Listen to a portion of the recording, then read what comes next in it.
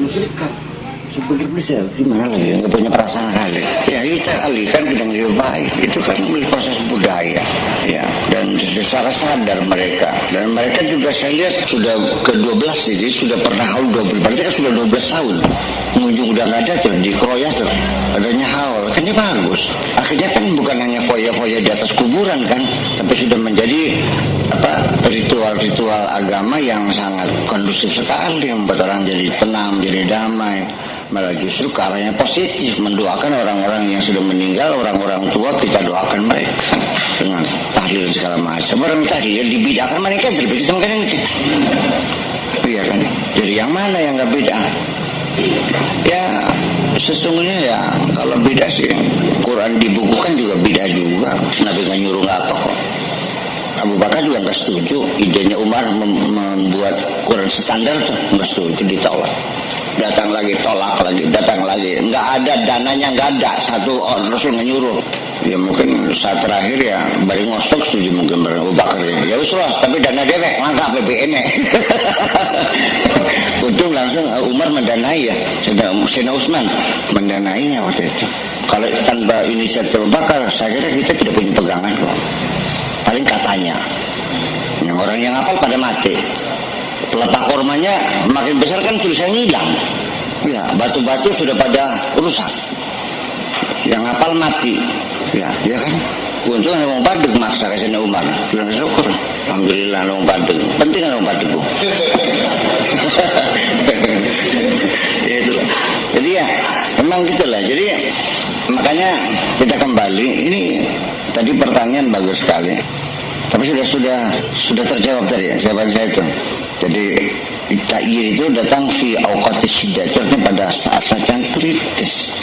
Datang pemikiran hebat itu sedang kita tekan sekali. Iya, orang yang begini, kita punya anak yang satu sanjung-sanjung saja, ditimang-timang, dikudang-kudang, baik, memblek. Tapi yang dikasih tugas membasuh piring, ke pasar, ke sawah, dipatak gitu, malah bangkit ya.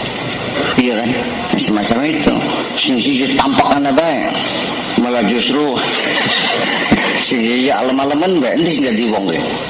Sisi tampakan itu perlu, makanya jadi yang ini juga. Dan kita ini kadang-kadang kenapa banyak orang menghadapi kesulitan tapi walakin ta'yidu lam ya'ti, tetapi dukungan tidak ada ya, karena kita sudah menyerah kalah dulu.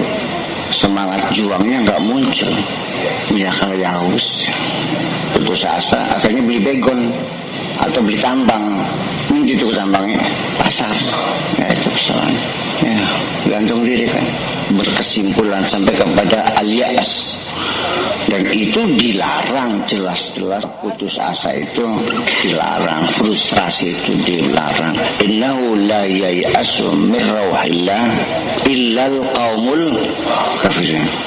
La yai'asu min rauhillah, la yai'asu min rauhillah, wala ta'asu min rauhillah, wala yai'asu min rauhillah, innahu la yai'asu min rauhillah illal qaumul kafirin. Min rauhillah, dari rahmat Allah ini, rawah ya.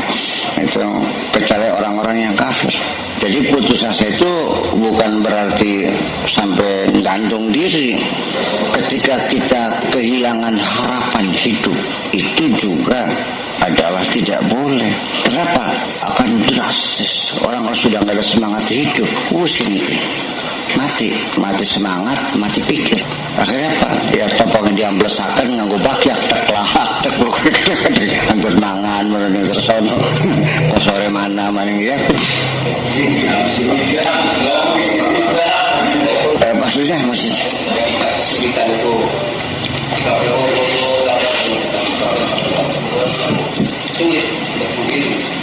besar dan kecilnya kesulitan sebetulnya tergantung kepada besar dan kecilnya hati kita. Kalau hati kita besar, semuanya kecil. Tapi kalau hati kita kecil, semuanya besar. Jadi ada kayak kaca Surakarta. Ini beli kaca Surakarta, diwalik gede, diwalik mana jadi cilik. Bagian bukan melangkah cara saya. Bagaimana bagian kaca Surakarta kaca ada kaca Surakarta itu ya. Jadi mungkin kaca Surakartanya dibalik gitu. Ya saya kira ya kesabaran diperlukan, tapi ketika pada saat kritis itu bukan kesabaran yang diperlukan, tapi keberanian. Beda. Kita menderita biasa ya kita sabar. Yang nggak bisa sabar ya disabar-sabarakan. Pokoknya susah sabar. Ya, jadi kita bisa sabar nih karena awalnya disabar-sabarakan, suwe-suwe tadi sabar. Makanya ya ayyuhalladzina amanu sabiru wasabiru. Bersabarlah, disabar-sabarakan.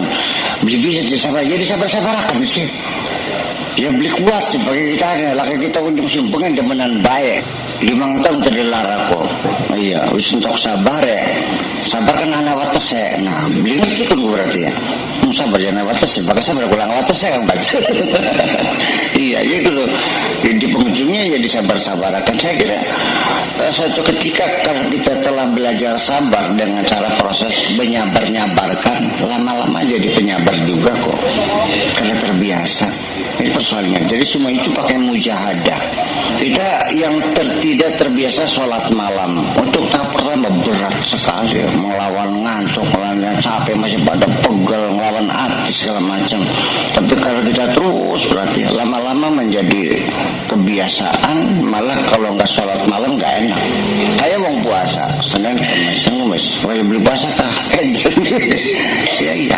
Nah makanya di penghujungnya satu, bahwa perilaku kita ini, kegiatan kita ini yang kira-kira jangan sebatas hanya kita ngomong orang paham, bagaimana sampai menyentuh kepada psikomotorik. Itu yang penting.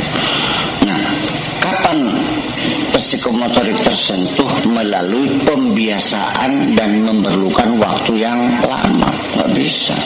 Demokrasi itu bukan sulap-sulapan, hanya sekedar presiden tumbang dan tidak, melalui proses. Jangan berharap kita ini tercipta demokrasi dalam waktu singkat, memerlukan waktu minimal 100 tahun lagi. Karena Amerika yang demokrasi sekarang ini itu sudah ratusan tahun, ya kan begitu. Memerlukan waktu. Kenapa ya? Kita bingung. Demokrasi, aduh jaga terjadi, itu dia melulu. Nah, begitu kita fenomena demokrasi muncul dengan demo, dengan LSM, kita gerah, kita, nah berarti orang itu belum paham demokrasi. Ini demokrasi ya mau niku barang emang. Sehingga akhirnya kan orang kan takut melakukan yang nggak benar tuh, karena dikontrol semua oleh oposisi kan. Ya cuman ya dulu coba kalau dulu mamanya Pak Presiden SBY itu menang besar Partai Demokrat, sudah silakan Anda bikin kabinetnya mimpin 100% orang Demokrat, yang lain mayor, yang lainnya sebagai oposisi. Bayangkan sekian partai menjadi satu sikap ya pada sikap sebagai oposisi, itu kan kontrol terhadap penguasa kan kuat. Tapi karena sekarang berkoalisi, jadi pakai jadinya lemah kontrolnya. Ya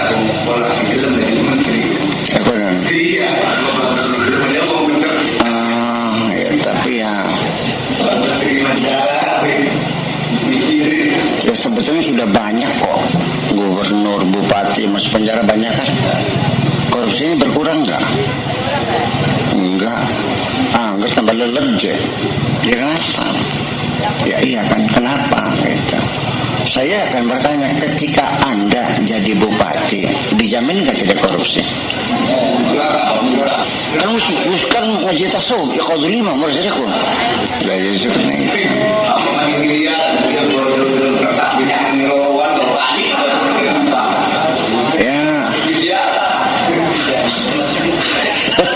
Ya itu, saya sendiri juga mengatakan kalau jumlah uangnya masih 1 miliar, 2 miliar, sampai ratusan miliar lah, saya menduga saya bisa bertahan untuk jujur. Tapi kalau uangnya sudah ratusan triliun, wallahu a'lam.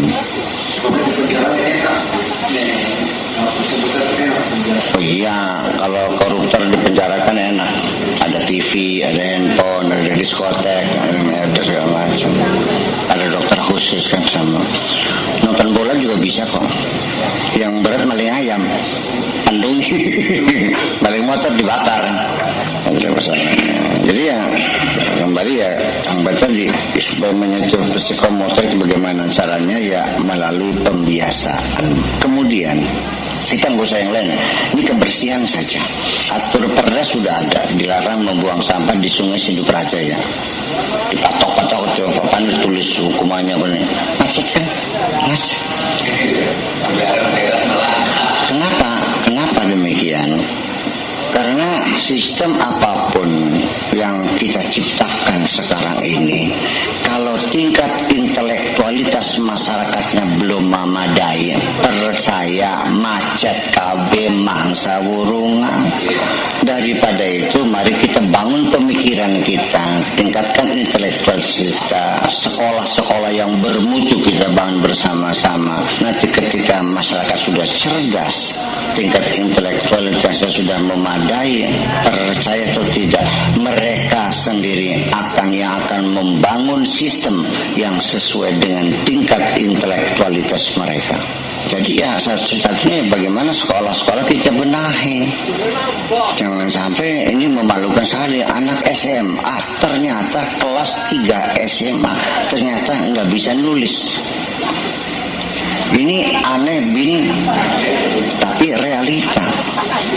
Kenapa? Ya karena dipaksa harus lulus.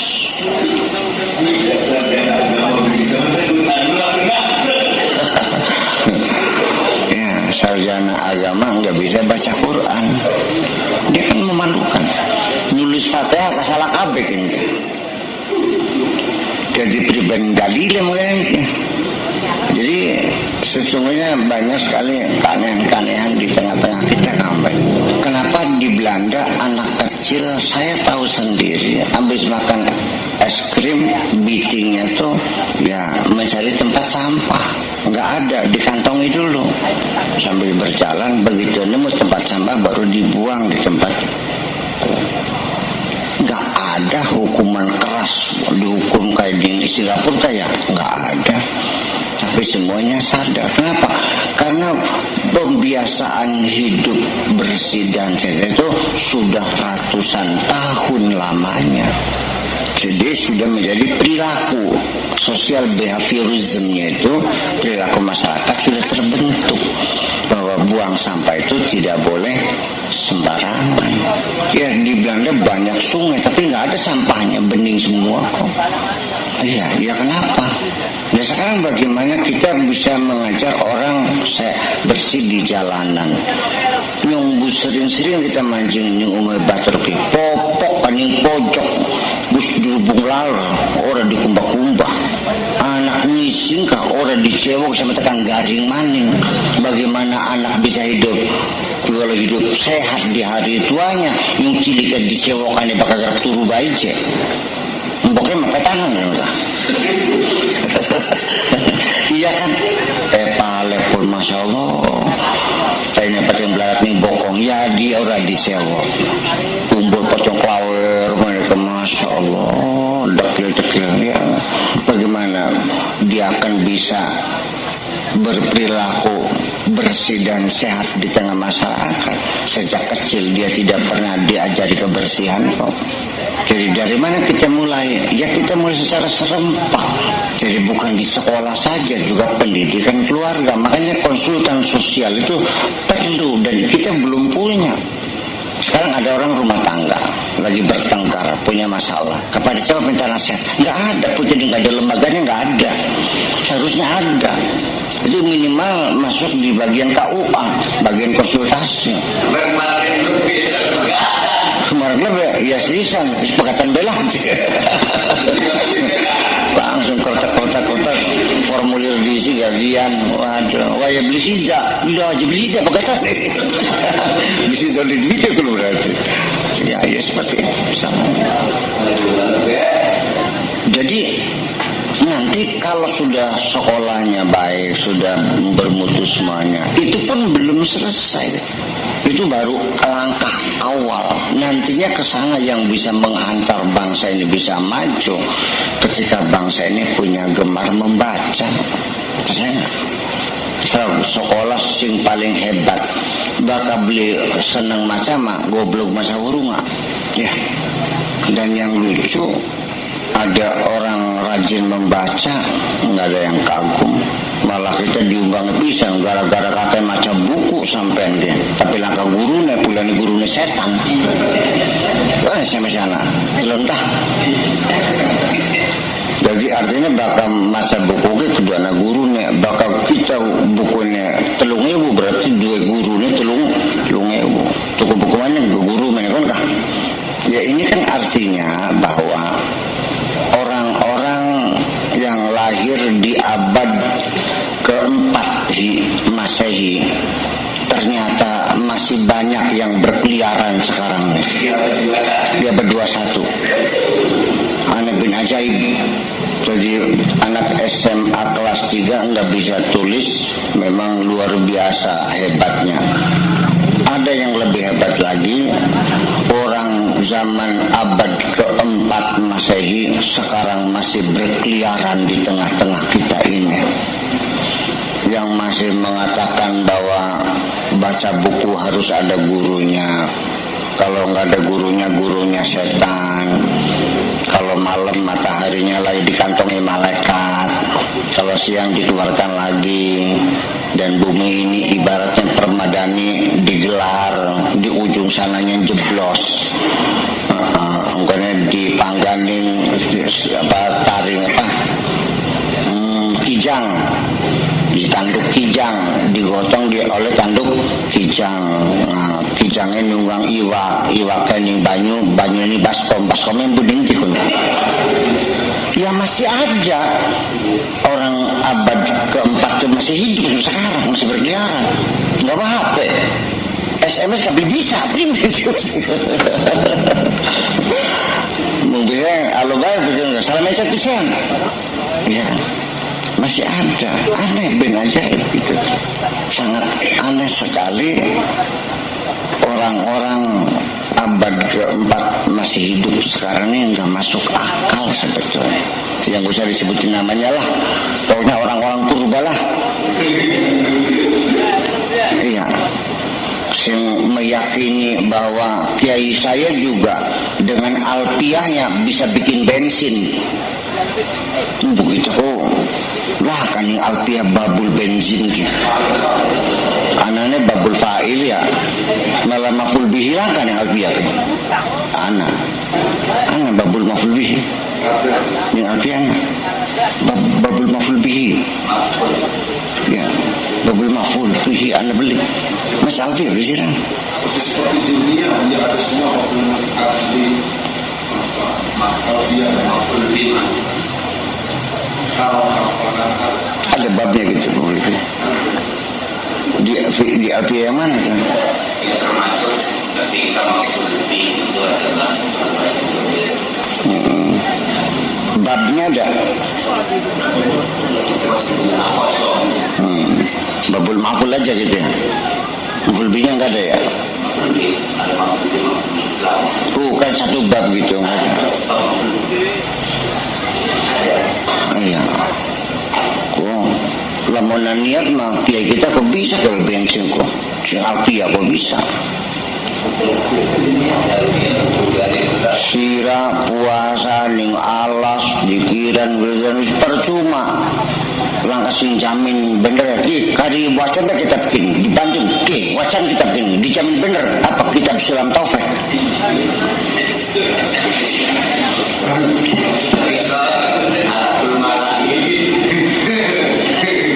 Jadi ya gimana ya, ngeri kadang-kadang tuh, sangat mengerikan sekali. Dulu sengarang di Sulam Taufik usaha apa? Iya, apa wong sengarang Sulam Taufik ahli swarga tak rasanya?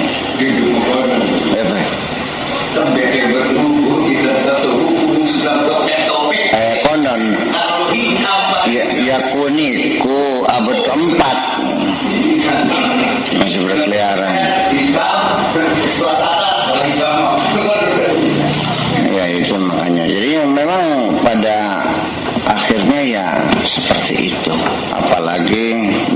mistik dan memang ya itulah, ini kadang-kadang mistik, khurafat Israiliyat masuk dalam kitab tafsir itu dan diyakini kebenarannya. Ya, dongeng-dongeng Israiliyat tuh ya, makanya mah dongeng-dongeng kayak bawang merah, bawang putih, kayak apa, malin kundang, ngono kan.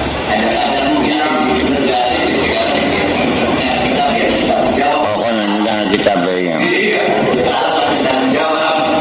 Jadi ya, nah makanya ketika pemikiran itu masih seperti itu, betapa sulitnya diajak maju, sulit. Atau yang agak maju sedikit cukup punya kepekaan sosial, tapi juga ya akhirnya ujung-ujungnya radio haram, speaker haram, internet haram, diharamkan semua. Dan sambil benar ya nunggang onta mancing alas nganggo jubah terus pokoknya surga kan aku ya ya seperti itu ya. Ini masih ada, nggak bisa ki anak. Iyalah, kalau tukang beca orang buta huruf ya saya maklumilah. Kalau orang bodohnya di mana saja ya itulah orang bodoh.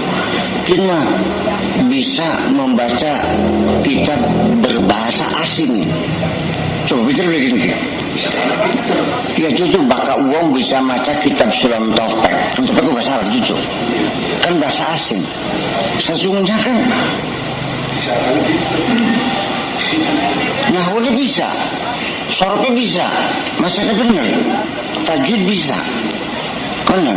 Tapi ya wong wadon haram dari bupati kok. Iya, ya seperti itu. Kencang. Nah. Jadi begini, satu contoh saja. Ini pada orang yang sudah pintar ngajinya. Saya katakan bahwa saya ini kalau pegang Quran wudu, tetapi dalilnya bukan la yamassuhu illal mutahharun, karena ayat ini tidak mendukung, ya kan? Kesimpulan pegang Quran harus wudu. Saya pakai hati nurani saja. Ini kalau Allah kita hormati dong. Ya bisa, ya kudu ayat pun dalilnya. Wudu mungkin. Ya bagian wudu gak bakal dalilnya itu kan berarti pada orang beli wudu. Jadi seperti kalau dalil ya kudu pun dalilnya. Nampak? Ya sekian barang. Terus namanya pendapat ulama menafsirkan ayat itu sudah jadi pegangan pasti benar, bakal beli makan yang salah. Jelengan kitab tafsir sejene, ya kan gitu. Ternyata mereka juga berbeda penafsiran sih. Nah, terlepas perbedaan itu, yang penting kita jangan sekali-kali menanyakan mana yang benar. Saya bukan nyalakan awang sejen. Terus, di mana kekokohan pendapat kita tergantung bagaimana kita menghadapi, mempertahankan argumentasi. Itu selesai. Sebagaimanapun Anda kokoh berargumentasi dengan lahunya, sorofnya, balaunya, ilmu kalamnya, ilmu manteknya, semuanya, sosiologinya kokoh sekali, tetap belum tentu apa yang kamu tafsirkan itu betul. Bisa wajan nonggoni kita pirang-pirang bulan nyewot. Gue aku dulu temenan tak beli. Asalah kita takon siraku idai pirang bulan maning. Kita minta nganggur nih kita kon. Enggak nane. Ya gue kan gak ngamar kita orang harus takon idai pirang bulan maning. Ya buya lagi duda, kita lagi randa. Apa mana bakal beli ngamar kita kok? Yakin pun kok. Malah us kanda-kanda dia nih wong. Kita gerapan kawin baru buya. Sampai seperti itu kesimpulan dan dengan dalil-dalil bukti-bukti ya ternyata seperti itu. Saya melihat surat Qul huwa Allahu samad Allah al-musta'an, Allah tempat meminta. Tak baca pirang-pirang kitab-kitab jadi pada mananya al-musta'an, tapi kita durung mandiri akal kan. Boleh nggak saya menolak? Ya belum di kudu melu kudu makom. Ya saya bilang saya ini nyung lama mondoknya, bahkan 17 tahun ya kan, sampai sedurungan luar negeri yang itu bisa ngajar bapakanku, ngajar nahu, ngajar sorok, ngajar makan, ngajar balaku, sampai IAIN ngajar filsafat, IAIN. Umur kita kan halim, umur kita kan kalau kita kan bapakannya. Terus yang luar negeri sekian tahun, ya tetap duduk makom, masa ngundang Imam Syafi'i selama, ya begitu. Jadi level pira Imam Syafi'i kader bikin ke. Ya justru karena itu, jadi kita memposisikan imam itu berlebih-lebihan sampai kepada tingkat punten ya kultus individu. Hebat, sempurna, nggak mungkin salah. Nah ini kan sesuatu yang merugikan kita. Ketika pendapat-pendapat orang terdahulu sudah dijamin kebenarannya dan berlaku untuk selamanya, ini kan itu yang disebut dengan kejumu dan begitu. Begitu mazhab Syafi'i tidak mewajibkan itu semangka ada zakatnya, yang otak yang kita belangkan. Kita menanti bawang, lulus menjadi kita pinjau langkan sih.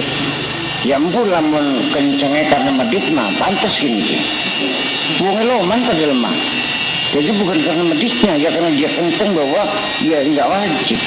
Tapi ya karena goblok wong seaparane sung pandai gelang niru Indramayu zakat profesi. Wis terkumpul begini. Zakat pegawai negeri kayak kumpulkan pemerintah kabupaten itu. Ya mungkin sudah dapat separohnya. Ulama Pandeglang yang menolak tidak wajib profesi berzakat tuh. Ya dibalakan namanya. Jadi saya cerita langsung dari seorang camat yang ada di Panimbang dengan kubunya bahwa di sini terjadi begitu. Jadi kita cerdas teman doang Pandeglang ya. Ya kita duduk kita mutabarak pun mah. Rabbana awzi'na an nashkura ni'mataka allati an'amta 'alaina wa 'ala walidayna wa an na'mala salihan tardah wa adkhilna bi rahmatika fi 'ibadika as-salihin. Rabbana atina fid dunya hasanah wa fil akhirati hasanah wa qina 'adzabannar. Sallallahu ala sayyidina Muhammadin wa ala alihi wa sahbihi ajma'in. Subhana rabbika rabbil 'izzati amma yasifun wa salamun 'alal mursalin walhamdulillahi rabbil alamin. Assalamualaikum warahmatullahi wabarakatuh.